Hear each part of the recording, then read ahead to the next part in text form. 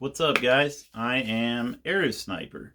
My real name's Josh, and I want this to be an introduction to my channel. So, I primarily post videos on TikTok, and then Instagram, Facebook, and then YouTube. I haven't really got into it real hardcore yet, but I plan to. Um, so there's a lot of questions I get, and on TikTok and Instagram, the videos are not very long, so it's kind of hard to like set and explain things. So that's what I want to do here. I want to take some of my top comments, questions that I get, and answer them. So one of the big questions I get is, what type of bow do I use? So I shoot a traditional bow, a recurve bow. I don't use any sights or stabilizer bars or anything like that. It's just a stock Hoyt Satori recurve. I shoot with a glove, and I shoot either split finger or 3-under. So for my aerial shots, you can see in my videos I have both eyes open, and sometimes when I'm doing a stationary trick shot, say the grain of salt, I'm shooting 3-under, and I'm using my right eye, my dominant eye. But yeah, that's pretty much it with the bow. I either use a one piece, like an older recurve, or my Hoyt Satori is my newest bow. It's kind of new to me, the ILF system, but I really like it. Far as arrows, I'm sponsored by Gold Tip, so they provide me with the Gold Tip Traditionals, and the Hunter XTs are what I'm getting right now, which I love. Obviously, for aerial shots, I'm using a Flu, a spiral Flu, or just a regular Flu. And then here's another question I get quite often: is how many tries does it take for a trick shot? So for me to be able to break that down, I'm going to have to break it down um, into different trick shot categories, basically. So for me, aerial trick shots are the easiest. That is what comes the most natural to me. So let's say, for instance, an aspirin, um, throwing the aspirin in the air and then shooting it. That's, in general, it's going to take me 5 tries.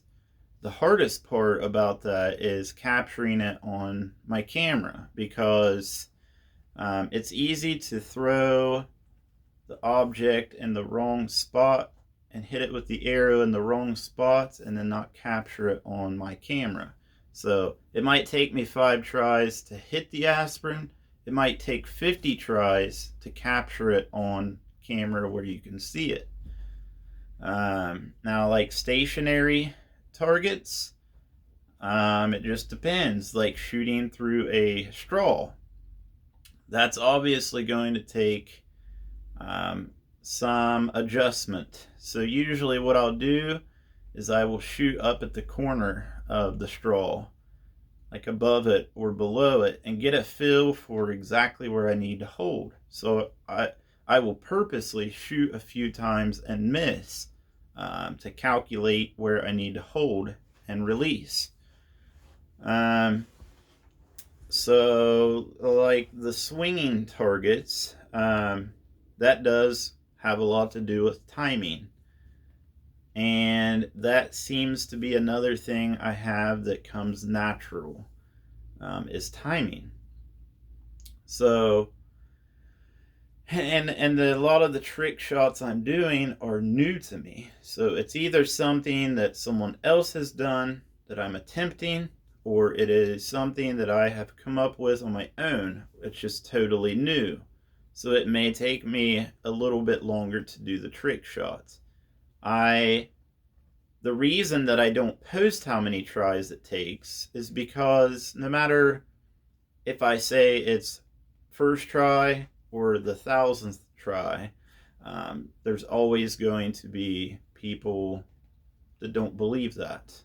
So I avoid talking about the amount of tries. What I'd like to do with this YouTube channel is, versus TikTok just posting, the shot where I made it, I want to post the entire video. That way you can see what I go through setting it up, how many attempts it takes, and just the full thing. So that's going to be in the future. Definitely, I'm going to make the full video of my trick shots. And then another big question that I get, let's see, how many arrows do I lose? I actually don't lose very many arrows, especially flu-flus. If you don't know what a flu-flu is, it is an aerial, it is an arrow designed for aerial shots, so they don't go as far.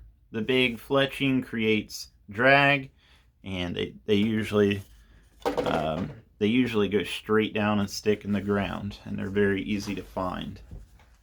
But that's a big question I get, is like, how many arrows do I go through doing these trick shots? And I don't lose a whole lot, but I have broke a lot of arrows in the past, shooting at metal objects like wrenches, for instance. Because carbon, when it hits metal, even if it's a small thing, it usually just shatters. Let's see. So, like, I've been asked, how do I do it? How do I do these trick shots? Or how do I prepare myself? How do I train? And all those things. And to be honest, it's very hard to explain. The best way I can explain it is like a basketball player. When you first start out, you have to think about your shot because you are learning. And over time, it becomes natural. You're not using a sight to shoot the basketball. You're instinctively shooting the ball into the basket. So between your muscle memory and your practice and your mind doing the calculations, you don't have to think about it anymore. And it's the same thing when I shoot an aspirin or a paintball in the air. When I throw it in the air, there is no thought process. Actually, nothing goes through my mind. I'm focused on the object before it leaves my hand, and I don't take my focus off of that, and then I hit it. And it's like an attachment to my body, to my arms and my hand. I don't have to think about it anymore. Just like driving a 5-speed transmission. After so long, you don't have to think about shifting gears. And that's basically it. For me, like, the way I view it. My eyesight, okay, constantly people say I have special glasses, or I have aimbot and all this stuff, and I actually have poor vision. I have astigmatism that's very high.